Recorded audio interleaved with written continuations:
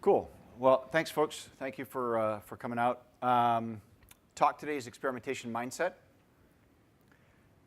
Those of you that don't know me, I am Doc Norton. I am co-founder and CEO of a company called CTO2. We do process and leadership coaching for companies all around the world. Most of our clients are based in the US, but we have clients a couple different continents. So experimentation mindset. I figured I would start out with a bit of a description of what do I mean when I say mindset, right? This is something we're starting to hear in our industry more and more is just kind of, at least I've been hearing it, the word mindset, but it isn't necessarily explained well. So a mindset is the ideas and attitudes with which a person approaches a situation. And the first time that I actually heard this phrase in a way that made sense to me, that resonated with me, was in a talk several years back at one of the Agile conferences. And the speaker was sharing the work of Carol Dweck. How many of you are familiar with Dweck's work? Great. So I will walk you through quickly what Dweck and her crew did. So they ran a simple experiment. What they did was they took groups of students, I think about 5th grade, right? And it was early in the school year, and they gave them a math test. Now this test was appropriate for their grade level, but it was a bit of a stretch. It was probably the material that they would be learning about halfway through the year, and this was very early in the year, right? So they had the kids take the test and turn it back in. Once the tests were turned in, they randomly split them into 2 groups. And Group A, when they handed back their tests, they said a certain thing to them. And Group B, when they handed back their tests, they said something else to them. And it turned out that there's a very small difference in what they said, but it had a huge result. Group A, when asked, would you be interested in taking another test like this or a more challenging test, said, yeah, I think I could do that. Yeah, I could do that. They continued to kind of reinforce this message to the Group A students, and over the grading period, these students' grades went up. They began to actually lead the class. They began mentoring other students. Group B, when they asked them, would you be interested in taking a similar test or one that's even harder? They said, yeah, I don't think so. I'm not interested in that. Over the course of the grading period, Group B, grades went down. They started actually kind of retreating from engagement in the class. So you're probably at this point wondering, all right, what did they do? What did they say to Group A? What did they say to Group B? So in Group A, when they handed back the test, they said, you did pretty well. You must have worked really hard. And Group B, what they said was, you did pretty well. You must be pretty smart. The difference in this is a growth or a fixed mindset.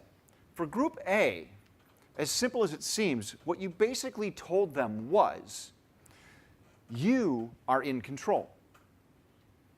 You did something, you worked hard, and as a result, you got a good grade. Group B, what you told them was, you have a finite capacity. You got this grade because you are smart. That has bounds. If we test it, we may find its limit. But hard work has no bounds. Right? So one group, growth mindset, one group, fixed mindset.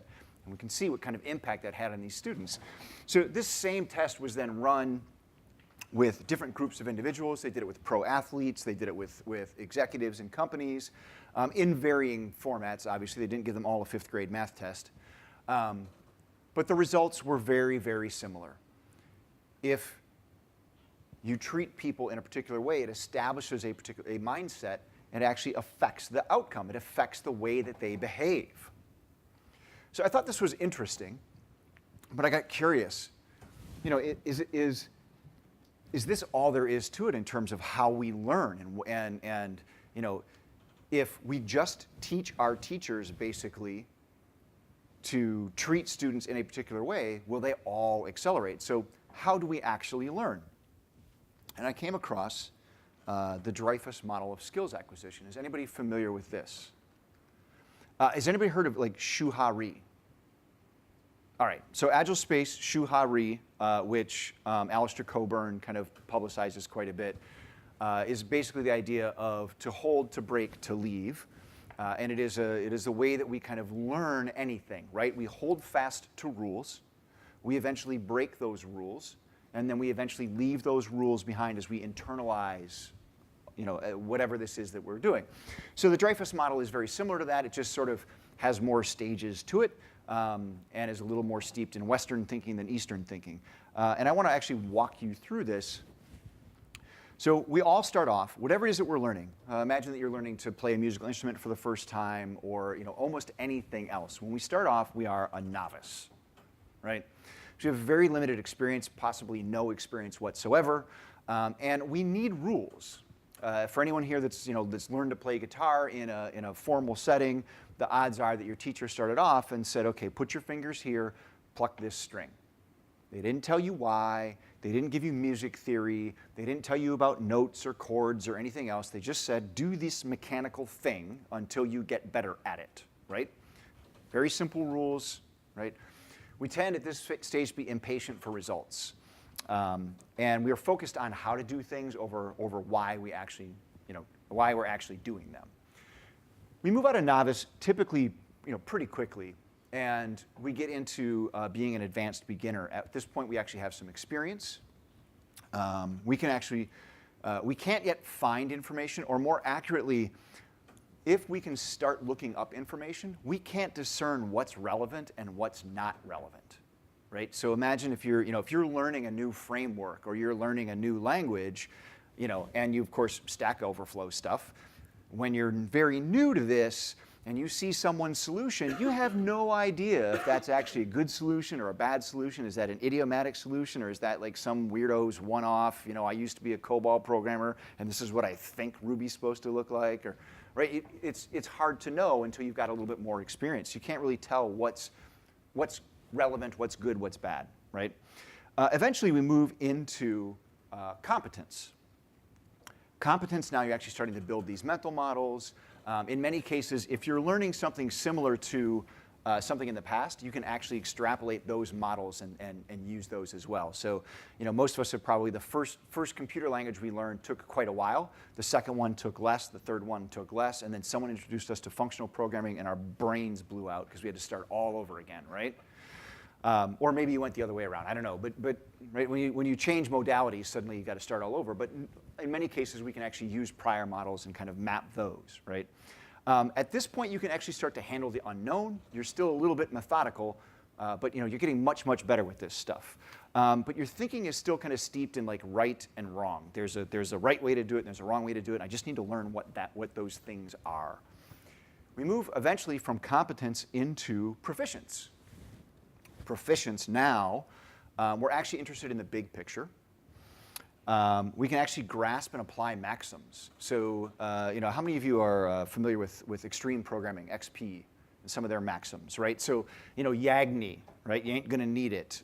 Do the simplest thing that can possibly work. When you first start hearing those things and you're first kind of learning how to do this stuff, you understand the words, but you don't necessarily really get the meaning. It's not until you've done this for a while that you start to realize, like, oh yeah, the simplest thing that could possibly work. It's not the easiest thing, it's the simplest thing. And right, you start to actually understand what those maxims mean and how to apply those in your actual work.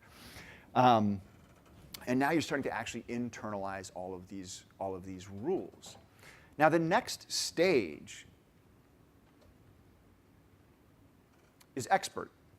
To go from proficient to expert, you need to actually be able to break all of the rules. This is the period where you really understand this, and to get to that next level, you have to violate any of the rules that you once knew and really start exploring the edges and the crannies of whatever this is that you're doing, right? And expertise is actually more rare than we might think. Many, many people are actually very proficient at something, but not experts. So when we think about musicians, there are many musicians who are highly proficient. You can give them a piece of music and they can play it, on site, no problem. And it sounds absolutely beautiful.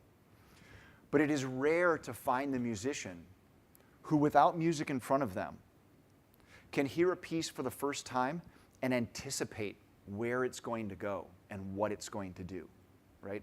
That level of expertise requires that we actually break the rules and experiment enough that we've completely internalized this. And early experts, by the way, are the worst possible teacher because they're amazing at this stuff now and they've got no idea why or how, right? They cannot explain even the basics anymore because they're far beyond that, but they also can't explain this intuition they have about the thing, right? So I've got a question for you.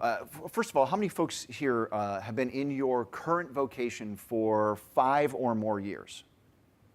Okay, so for those of you, when you think about yourself in that specific vocation, right? And you look at this continuum, where do you don't have to shout it out, just keep it to yourself, but where do you feel you fall in this continuum, right? Are you novice, expert, what? Now I've done this poll and inside of organizations, and typically what we get is people believe after about 5 years in a specific role that they are expert, right? I've been doing this for quite a while. Oftentimes, I'm the lead developer or I'm the whatever, right? I'm now in an architect role. I know more than everybody around me, therefore I am an expert. The reality of it is, most of us, I mentioned this before, most of us actually stay in proficients. And in corporate America and in corporations around the world, there's a very strong reason for that. To go through the first few stages, it's all about implementation, right? It's all about getting it right. Put your fingers here. Follow these rules. Do things this way, right? And we're concerned all the way through those stages with, am I doing it correctly? Am I doing it right? Or am I doing it wrong? But to move from proficients to expert, we need to actually experiment. We need to break the rules, right? We need to explore different ways of doing the work. Now, how many of you work in a corporate environment where they encourage you to break rules and explore different ways of doing the work? A few, right? Very few. The reality of it is typically that we put rules in place to protect ourselves from the newcomers, and those rules are never removed. So as we get better and better at this thing, we still have to comply with all of those rules. And so we can't really experiment, and we can't really move into expertise, right? So I'll share a story with you from my own experience, my own life, kind of in a typical company, perhaps. So when I was much younger, I took a job in telephone sales. And I'm not that old. No. I admittedly am that old.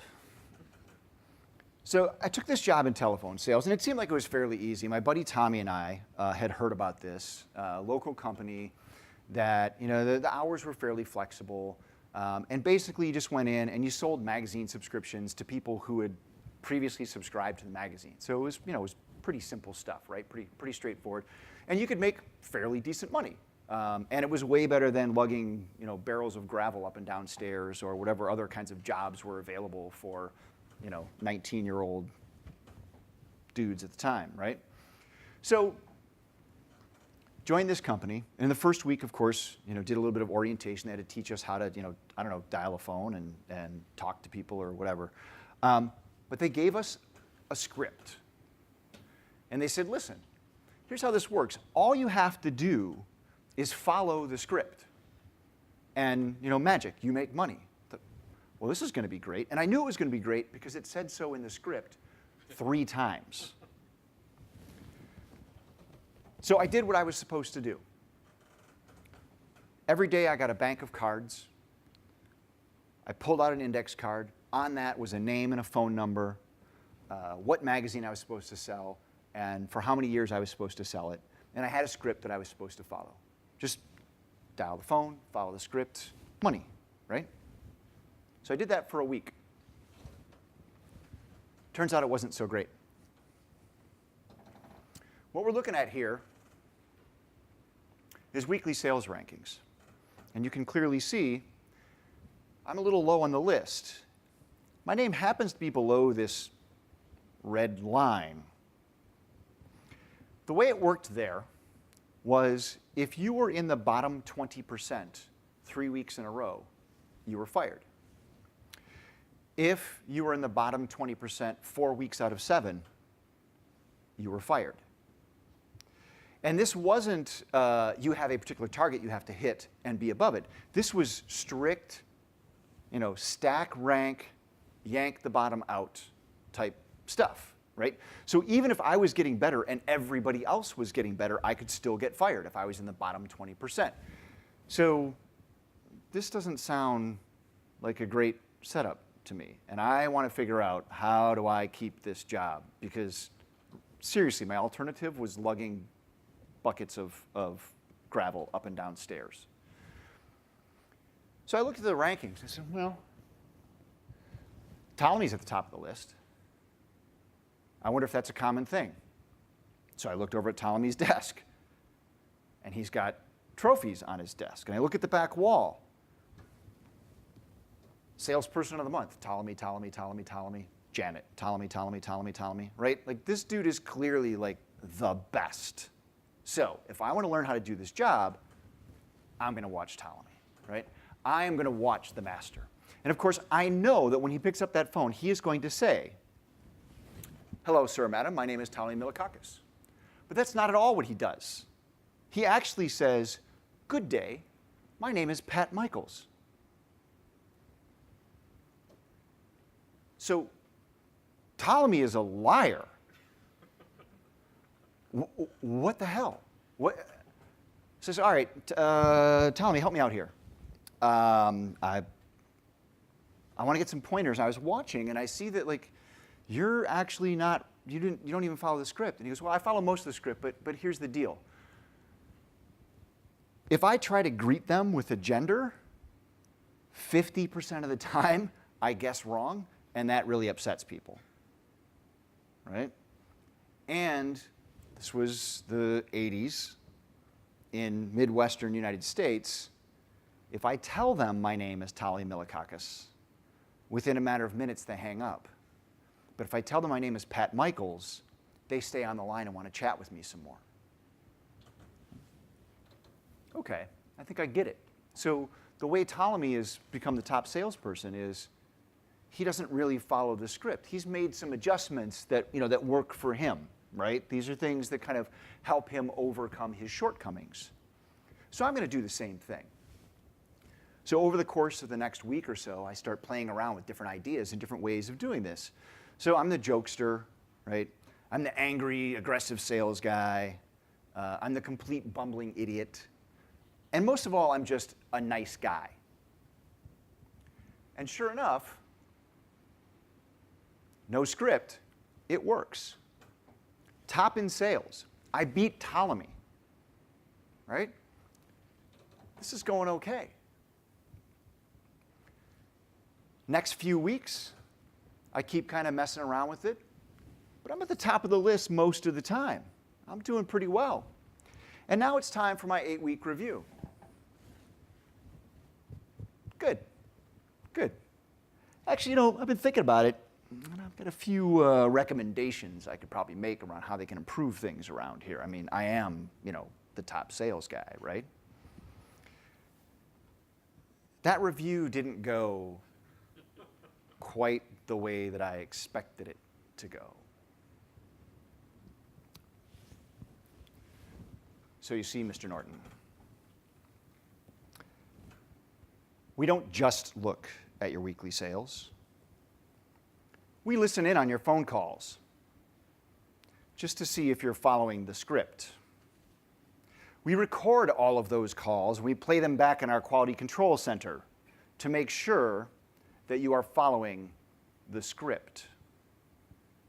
It has become clear to us that you do not understand the value of the script. This is our best practices.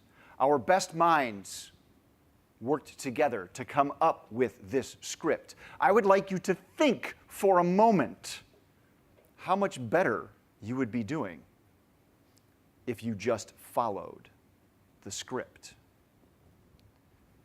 So I decided that I wasn't going to stay. And on my last day, on the last call, I pulled the card, and I was supposed to sell Mr. Jones or whatever 2 years of Field and Stream magazine. I started dialing the number, and I stood up in my chair. I stood up. Then I actually climbed up onto my chair as the phone was ringing. And then something overtook me, and I climbed up onto the desk as the phone was ringing. Tommy thought this was pretty funny, so he scrambled to his desk. And then another, and then another. Friday, last phone call of the day, there were probably half a dozen of us standing on our desks making these phone calls. In hindsight, it might have been good for me to mention to them that was my last day. But I finished that call, and I sold that guy 3 years of Field and Stream by not following the script. And I left. Best practices are a misnomer. The notion of a best practice is actually steeped in a fixed and implementation mindset. This idea that there is one right way to do it. They create artificial boundaries for our learning, right? They are steeped in this implementation mindset, in getting it right. This is fundamentally what Argyris refers to as single loop learning. Now, in single loop learning, which is what most organizations engage in, we have some assumptions. Based on those, we decide certain actions should be taken. And if those actions are followed appropriately, we will get certain outcomes. So we measure for outcome. If we don't get the outcomes we want, we try to get better at the actions. And this loop just continues, right? How many times have you been in an organization? I've seen this a number of times where the team absolutely hates retrospectives, hates doing them. There's no value in these things. It is strictly a grouse fest, right? All we do is get together and complain, we write some stuff down on paper, and then we leave the room, and 2 weeks later we come in and we do the exact same thing. And we just keep doing it over and over again with this conviction that retrospectives are good, we're not getting the outcome we want, we just have to get better at doing this thing, right? Where maybe what we look at is, what is the objective of the retrospective? What are we trying to get out of that? And is there some other way that we could do it, right? Or teams that have code reviews, formal code reviews that are unbelievably painful. Maybe we could do pair programming. Maybe we could use pull requests. Maybe, right? There are different ways that we could actually get this work done, but typically we just try and keep getting better at the actions because we expect that's going to give us a better outcome. Problems with this is that the improvement is very small. It's very, very tiny, if anything, right? And a focus on getting it right actually creates an environment where failure becomes hidden. We start to pretend that we're doing our jobs well, even when we don't feel like we actually are. And when failure is hidden, right, we want to look good. So now what we've done is we've actually introduced this fear of failure into the organization. And as we all know, fear leads to the dark side. What we need is double loop learning. In double loop learning, what we do is every once in a while we step back and we question those base assumptions. Maybe code reviews aren't such a good idea. Maybe if we want to share learning, there's something else that we could do, right? And so we think about what else is it that we could do, and we change the actions and we measure the outcomes, and if it gets better, that's great.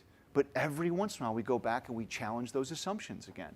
And the thing is, we work in a complex environment, right?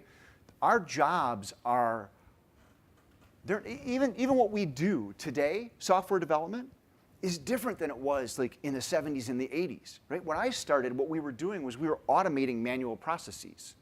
We were taking, filing systems, legal docketing systems, and accounting systems, and we were making them digitized. Today, what we're doing is we're discovering entirely new environments and entirely new products. What we do is very complex, and complex environments change. They change continually. So what works for you today in your organization may not work for you tomorrow. You have to keep going back and challenging those base assumptions and trying new things. That is fundamentally the experimentation mindset. Continue to explore different ways. So I mentioned best practices before. And there's a few things I want you to take away from this talk. But if there's only one, this will be it. I'm going to ask you to deliberately drop the phrase best practice and instead use the phrase leading practice.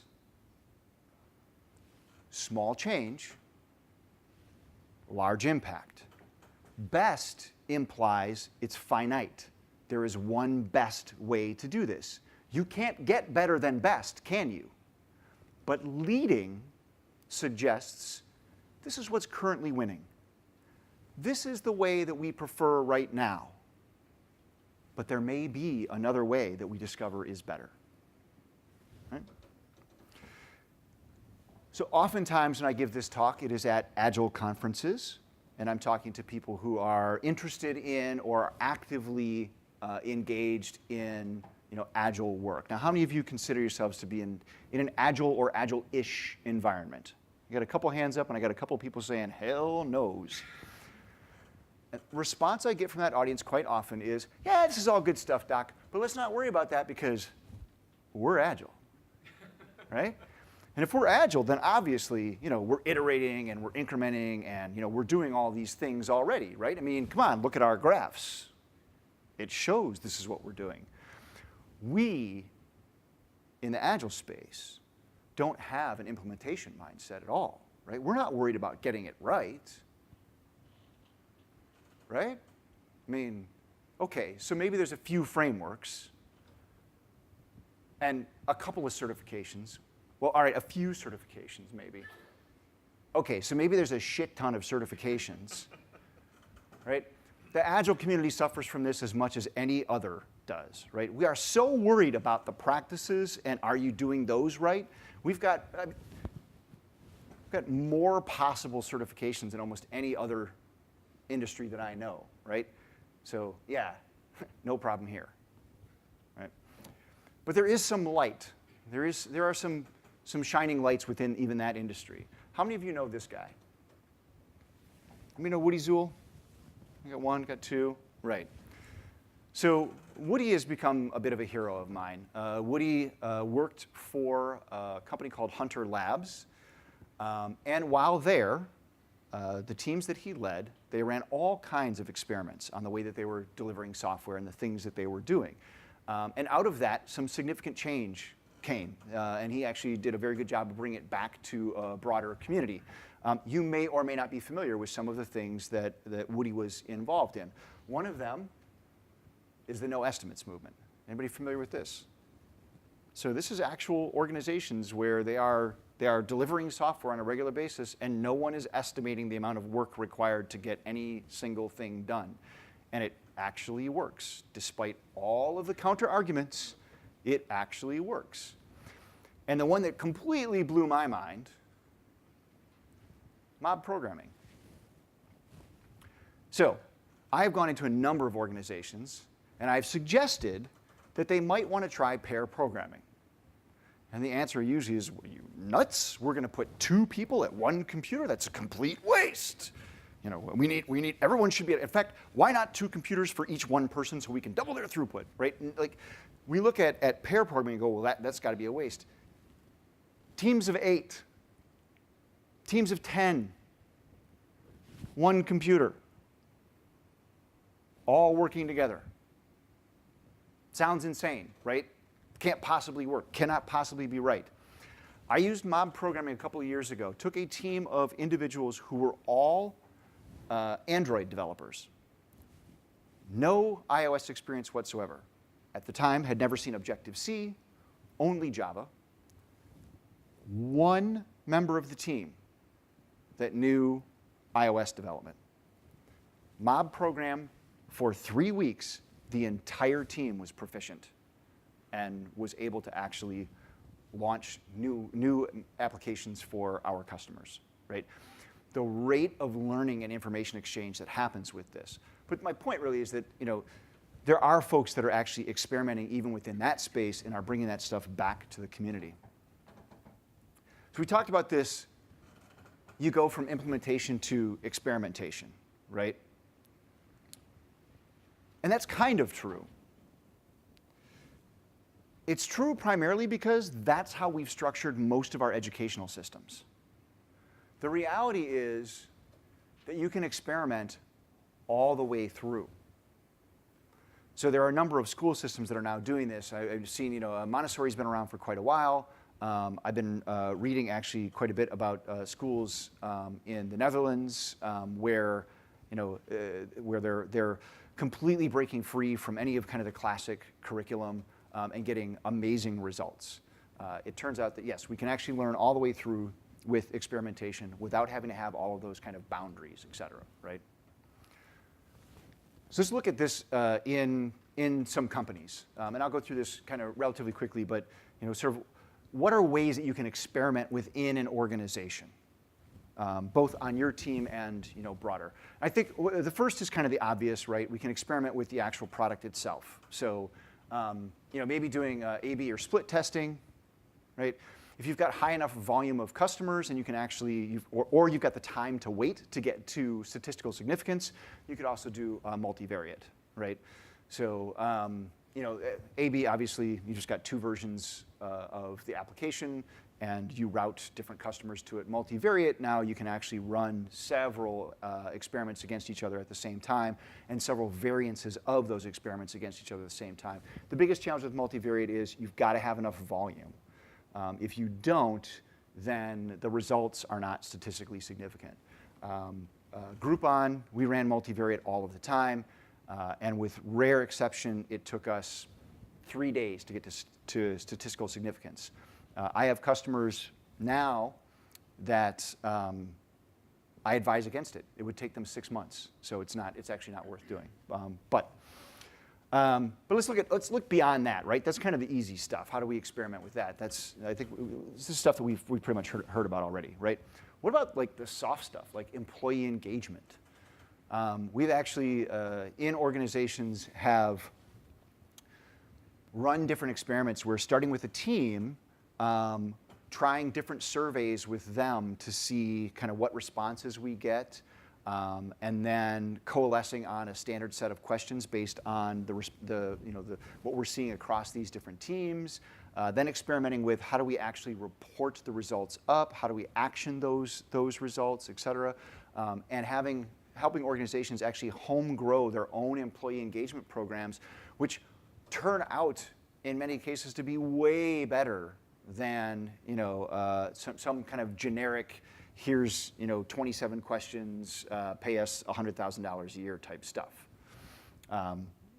Team Joy. This is something I've been experimenting with for quite a while. different ways of actually measuring how happy are the developers or how happy is the team with their work, which, by the way, correlates to engagement. But there are other elements to this.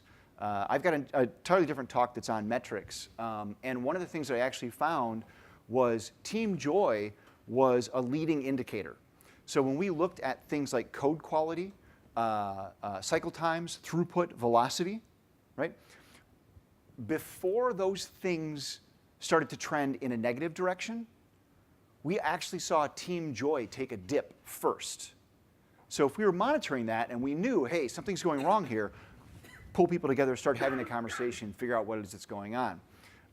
So far for developers, I think the most effective way that I found to do this is Porcelain for Git. A little extension. When you check in the code, you basically give an indicator from 0 through 5, your opinion of the code. 0 being, I hate this, right? Why do I even work here? And 5 being, this is amazing, we should open source it. Or something along those lines. You can make up kind of your own scale, right? You get the idea.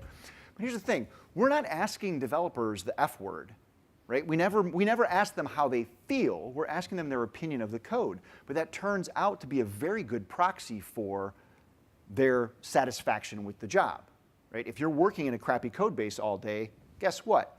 You're not very happy most of the time, right? But if you feel good about the work that you're doing and feel good about the code that you're working on, so that was the easiest way to do it. And one of the reasons I like that was because you're capturing it in the moment, right? It's not like I worked all day on some code, and then I had a coffee break, and then I went and I had a cigarette, and then someone spilled their coffee on me, and then you asked me how my day was. Well, it was a crappy day. I got coffee spilled on me, right? Instead, the moment that I'm checking in the code, I'm saying, yeah, this is a 5, or nope, this is a 1, right? Orientation and onboarding. Did the same thing. So had an organization where their orientation and onboarding had been put together by their global HR department, which were all fantastic people, very nice. But people that were coming into engineering didn't have enough information.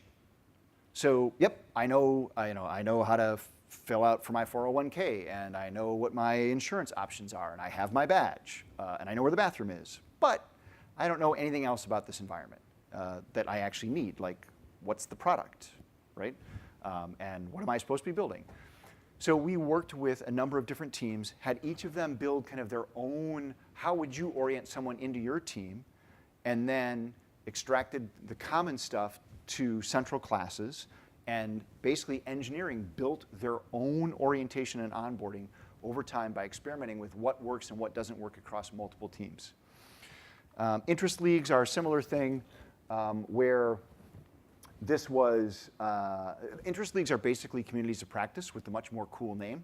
But what we discovered was in a lot of organizations that do communities of practice, it's a top-down thing, right?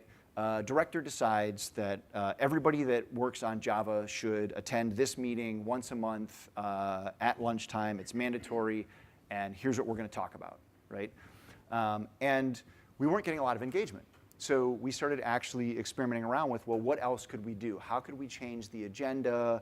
How could we give control back to, to the group, et cetera? And what we actually found was, and this, again, was all through just kind of running small experiments and figuring it out, interest leagues are anybody can start one on any topic that they want. It runs for as long as there is community interest, and it dies when there isn't. And in several organizations, we started seeing things like a front-end league popping up. And management was, I didn't even realize this was a possibility here, right? Or a closure league, people who were secretly, working in closure over here on the side, and eventually, through that, able to actually find ways to bring closure into the environment appropriately and add it to the overall stack, et cetera. But it's all, all stuff that's community-driven. Hackathons, same thing, we actually in an organization found that there were several teams that were trying to figure out ways to do kind of, FedEx days, right, ship it days. But but they each were doing something a little bit different, and this kind of worked and that kind of worked. And by bringing them together and running different types of experiments, eventually came up with a way that we could actually do hackathons across the entire organization, 2,000 developers in this particular organization, and how can we actually make that work without closing them down for a week solid. Mentoring programs, 360 peer review programs, all kind of the same stuff, right? It's starting off with something small, starting off with a local team, experimenting around, did this work, did that work, what would we do here? Maybe actually running this with 2 or 3 different teams, and then taking what actually works well and then and growing it out from there. So some companies are doing this type of stuff. How many of you are familiar with Valve, right? So Valve, I got a quote here from Gabe Newell, who's the CEO, managers institutionalized procedures. So one of the things that they actually played around with was organizational structure that allowed them to have no managers. And then they actually have done a lot of work around very fluid and dynamic teams, right? So at Valve, as an engineer, you're on a team, you're working on some stuff. Hey, we go out for a beer. I tell you about the team that I'm on. You're like, hey, that sounds pretty cool. So you come in the next day, take your desk, pop the lock, roll it over to my area, set it down, lock the wheels. You're now on my team, right? That's it. That's how you move around. And they found that through setting up some guidelines and whatnot, they've actually found that the stuff that needs to get worked on is consistently worked on, and the stuff that probably shouldn't be dies because everybody kind of walks away from that team, right? One organization where we actually started playing around with these concepts, one of the things that came up from management was, whoa, we're a little worried about this. So what are you worried about? So, well, we have some managers that if we actually allowed people to just, go wherever they wanted, they would immediately leave the team. So that's a real problem. I said, yes, that is a problem. You knowingly have crappy managers and are doing nothing about it, right? The problem is not that people will leave. The problem is that those managers are here and you're not doing anything, right? So we help them kind of figure out, like, oh yeah, maybe you're right. Maybe we already have the problem, right? These guys, Buffer, right? So I think these guys are actually, as far as experimentation goes, some pretty crazy stuff. So they're open about just about everything, right? A very open environment. So obviously their values, right?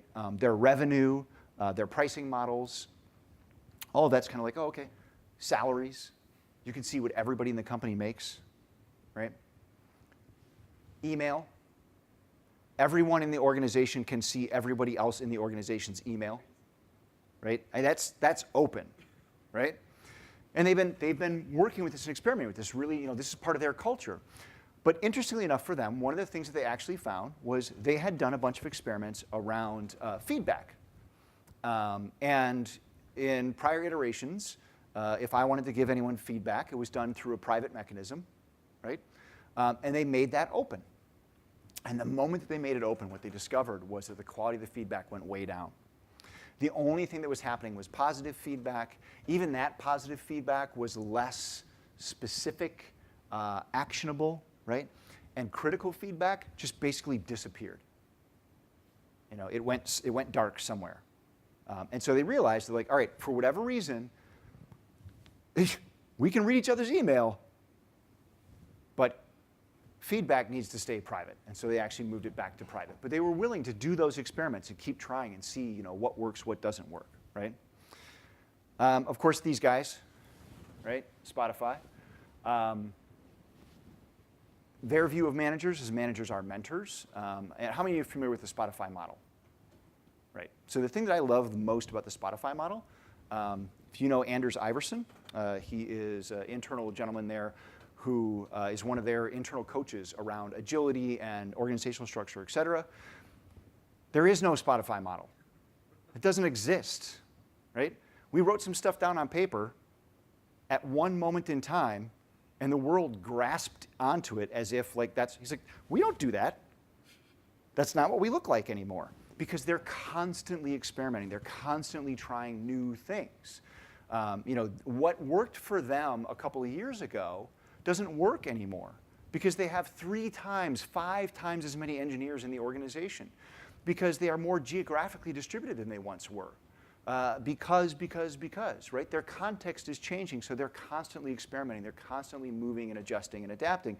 And they're measuring as they go along. Is this doing what we expect it to do? And if it's not, what else could we try, right? So these guys are amazing to watch. I would keep an eye on them. Whatever you think about the product itself, the way that they actually run that organization is really very interesting. All right, so we talked about a lot of stuff. I'm going to basically give you kind of 4 things to think about as we leave here today, and then hopefully we'll have some time for question and answers. And I've covered all of these, but the first is, challenge your assumptions,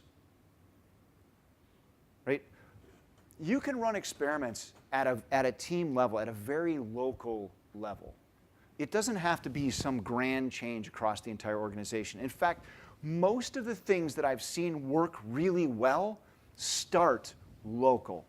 They start with just one team, and that one team noodles around until they figure something out and they share it with somebody else. And then that team tries it. And then some other team does something a little bit different. And eventually, you get this coalescence where, like, this is just the way we do things around here, right? So it doesn't have to be a grand plan kind of thing, but challenge those assumptions. The reason I put Tesla up here is, it's been a little while now, but Tesla's primary mission, right, is to lower the carbon footprint. That's why Tesla exists. So a couple of years ago, they looked at it and they said, we've got all of these patents that make cars more efficient. They make them more economical, right, and lower the actual carbon footprint of those vehicles. There's no chance in hell we are going to be the one car manufacturer in the world. So if we truly want to lower the carbon footprint, we should release all of these patents to the public domain so every car manufacturer can use them and can improve the efficiency of their own vehicles. And that's exactly what they did. Now, they did hold on to all the patents for their batteries, but still, going back, looking at who are we, challenging some base assumptions, and changing the way they actually run their business based on that, right? Make failure acceptable, right? We want to avoid the dark side, right? We don't want there to be this fear of failure, so we need to make it acceptable. It seems almost contradictory, but when failure is acceptable, success is more likely. And yes, think big, but start small. Start local. Start at your team. It doesn't need to be a grand plan. It doesn't need to be a huge sweeping change. And again, oftentimes I feel like the failures in organizations are because we try to make them these grand sweeping changes, and we don't learn enough before we actually implement. And then it becomes about compliance, right? The last one, be intolerant of mediocrity. This is actually a core value for a company I used to work for, and it was one of my favorite core values. I talked about the best practices, right, and leading practices instead. But we're all professionals. Expecting just a little bit more of ourselves makes a huge difference. And with that, just keep experimenting, right? Just keep trying new things. That's it. Thank you.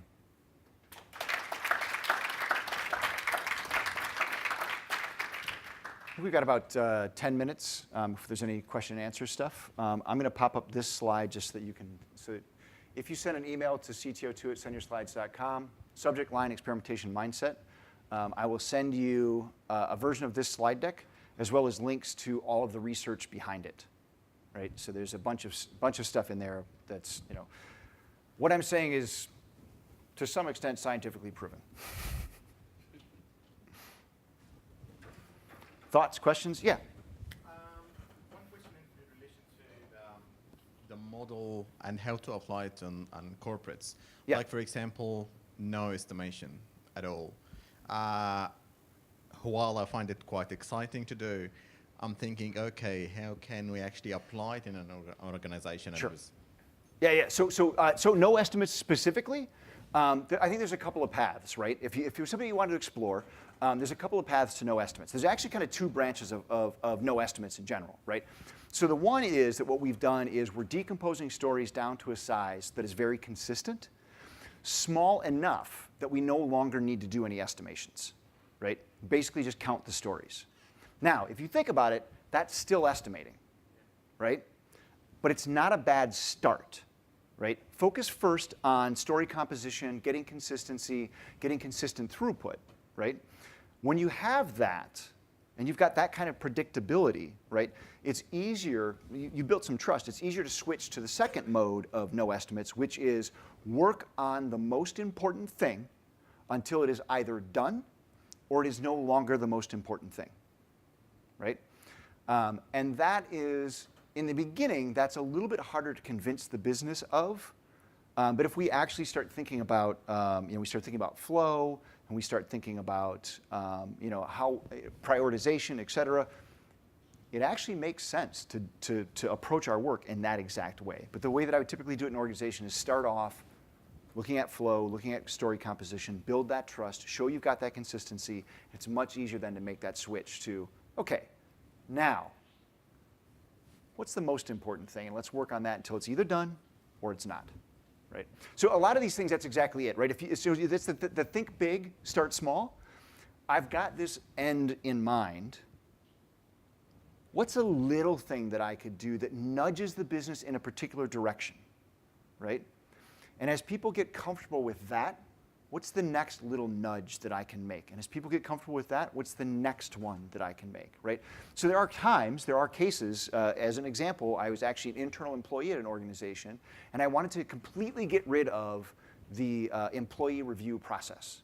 Had I gone to HR and said, we are going to abolish the employee review process over the course of the next 18 months by iterating and experimenting, they would have said, no, you're not, and they would have fought with me all along the way. But instead, by just introducing the idea of, hey, as a part of the process, let's also get feedback from teammates. Now, as a part of the process, let's also do, and hey, as a part of the process, let's consider eliminating this thing which no longer has value because we have, right? And over the course of basically 24 months, we eliminated the original. So sometimes you're making those small adjustments, and I don't want to say you're manipulating folks, but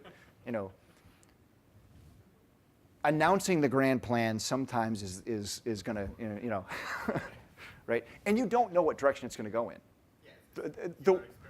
Yes, exactly. The way that actually ended up, I thought it was going to be like a 360 review thing, and it really, formally was not 360s at all.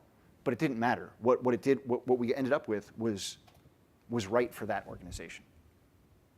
Back there. I want to go back to that no estimates thing. I think it's also a cultural problem. We have to look why estimates are a problem, because estimates are never treated as estimates. They're always treated as the fixed thing. Right. As soon as you give somebody an estimate, everybody forgets the meaning of the word estimate, and they actually treat it as a fixed thing. And that's a corporate cultural problem. So maybe if we look at the root cause, why are estimates a problem at the beginning, then we may find ways to take care of that and change the thinking just a little bit. Sure, right. So that's a very good point, right? And some of that has to do with just the way that we think about software projects and what we're actually doing, right? Oftentimes we approach software projects as if they are predictable. They are not predictable, right? We're not. I have yet to meet a software developer who is good at estimating how long the work will take. I have met several software developers that are very good at hitting the estimates they provide. That's not the same thing, right? If you ask me how fast I can run a mile at my fastest, I can guess I might be wrong. But if I say it'll take 9 minutes, I guarantee you I can do a mile in 9 minutes, right? And I can do it over and over and over and over again. It's not the same question. And I've seen many developers who have convinced themselves they're good at estimating because they're good at hitting their own estimates. Yeah. What else? I'm back here. Sorry, my voice might be a bit out of from some beers last night. I guess it's kind of a question or an observation, but a few companies that I've been at in the past have kind of struggled with a sort of experimentation mindset, and it's been largely around the fact that there's not a coherent view of what the purpose of the vision of the company is, what they're actually trying to achieve. And people are often in conflict about this, and it causes all manner of sub-problems underneath that. So I'm just wondering if that's something you talk about as being important. If you go and look at a company and they don't have that sort of thing in place, is that something you try and tackle first? Yes, actually that is. That's actually an excellent point, and it is very important, right? I have an entirely different talk on the building blocks of a knowledge work culture, and I talk about autonomy, connection, excellence, and diversity. And connection and excellence tie into exactly what you're talking about, right? Having connection to an actual cause, a vision, understanding why we're doing what we're doing, and then excellence, being able to actually see measurable progress towards the goals, towards the things we're actually trying to achieve. Without those, right, like the rest of this is just sort of, potentially waste, right? You got people working in all different kinds of directions. You've got all these different factions. Conway's Law ensues. You got all kinds of problems, right? That alignment becomes very important. And it can even be for the next 6 months. That's the flag in the sand. Let's march. Right? We might not even get there and the flag moves, but we need to be all pointed in the same direction for a period of time and working towards that. Yes?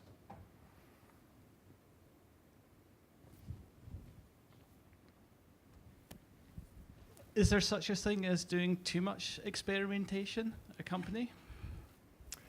Is there such a thing as doing too much experimentation? Yes, I would say that there probably is, right? Doing them too quickly, so you're not actually like giving time to really see kind of the results, right? One of the things that at Groupon we ran multiple experiments from a product standpoint, and oftentimes you get a spike of activity that shows a net result, right? And so we'd say someone would declare it statistically significant. We go, okay, great. This is now a feature in the application. Off we go. Let's do the whatever's next, right? And 2 weeks later, right, the novelty of the feature wore off. People then realized that it actually wasn't very useful. They stopped using it. Conversions went down, right? So sometimes we were doing them too quickly, and we weren't actually waiting to see what the results were. In other cases, when we have absolutely no idea where we're going or what we're doing, it's that the experiments can kind of be pointless. If we're just shooting in the dark, right, and have no idea, you've got to have some sense of where do we think we're going, and then are we getting feedback that says, yep, this is right or not? What adjustments do we need to make? Another more local example, teams that will go through a retrospective. At the end of that retrospective, they'll have like a dozen things that we want to do, right? So yeah, let's use pull requests, let's do TDD, let's do pairing, let's do, right? And what happens is they change all the things at once. Well, then you have no idea which of the things you changed had a net positive or a net negative, right? If the overall is good, then you don't know what actually caused that, right? So I see that quite a bit, especially with teams. It's hard sometimes once you kind of get the flavor of like, wait, we can change things. They start changing too much, and then you don't know. What else?